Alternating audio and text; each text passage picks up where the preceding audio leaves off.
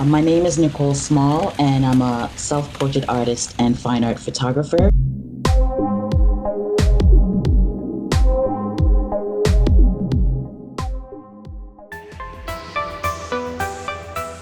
My dad used to have a camera, a film camera, and he used to bring it everywhere, and I never really paid much attention. And until now, it kind of came back to me. I'm like, oh my God, I remember when my father always had that damn camera, and we're always annoyed. And then it's now turning out that here I am shooting with film cameras. My journey in photography began probably in the year 2005, which actually happened by mistake. I originally used to design clothing, and I used to also help style photo shoots. There was a time where I just started to become quite interested in the photography aspect. I then decided to ask one particular photographer, his name is Marc Bussière, if he would be able to teach me a little bit of what he does. I thought, well, if I learn this, then I can take my own photographs of my clothing the way I'd want it to be presented. I worked my butt off. I got a Nikon D70s. Then I contacted the photographer, and he told me, well, hey, you're in luck. I got a session in about 2 weeks from now. You're welcome to come along, and you can bring your camera. And it was so exciting. I started photographing models from some of the agencies here in Montreal.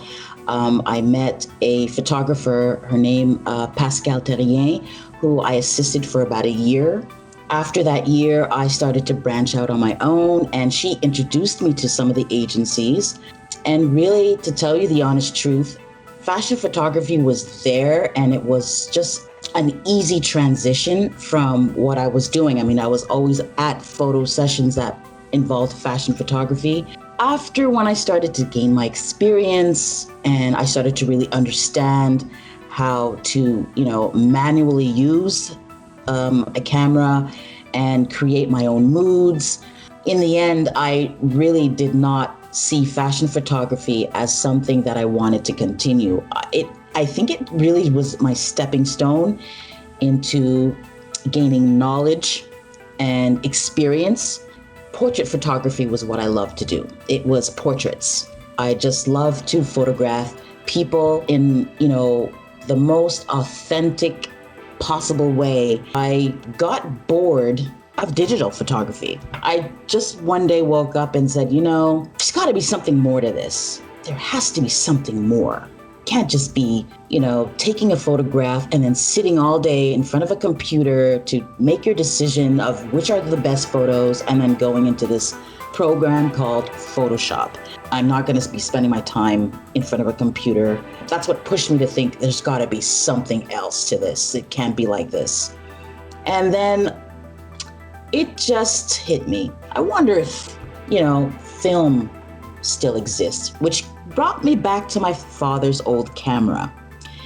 And I remember asking a photographer who I ended up assisting, and I'd called him up and I asked him, I said, hey, does film still exist? Do people use film cameras? And he plainly told me no. And I was like, okay, well, this guy has 25 years experience. I'm not going to argue with him. I just put that aside.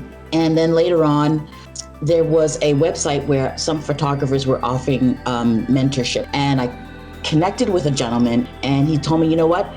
Why don't we meet at one of my photo sessions and we could talk and discuss about things and such and such. And I met with him, and he had this big chunk of a camera in his hand, which was an RB67, and at the time I didn't know what that was. So, and I'm like, that doesn't look like a digital camera. And then I see him pull out of his bag these rolls of film, which I now know were rolls of film. And so I was like, oh my God. I'm like, what is that? And he said, oh, it's this is black and white film. This is an RB. And I'm like, what do you mean film? I said, this still exists? And he said, well, of course it does. And I just made a complete switch that day. Anyways, he gave me all the ropes, where to go, what to look for, all of these different tips and stuff. And then I made my first purchase over a classified site. I bought my first 35 It was a Minolta XD all black. This was 2012. And I haven't looked back since. I can't believe how people can even stop wanting to do this. It's so exciting. Within film photography, there's so many different processes that come along with it. I build my cameras more now, and I started to do pinhole portraits of people as well. I started to do cyanotypes on glass. I went through kind of like a journey of discovering different processes within the cyanotype, and slowly I started to just venture into what else is there within the cyanotype process. And then I discovered cyanotype on glass. And I was just like, okay, I gotta do this. I have to do this. This is something that I definitely gotta try. Because you start to think of all kinds of things and sizes, and you have to stop yourself. I started off with 4x5 pinhole, and I did go up to 5x7.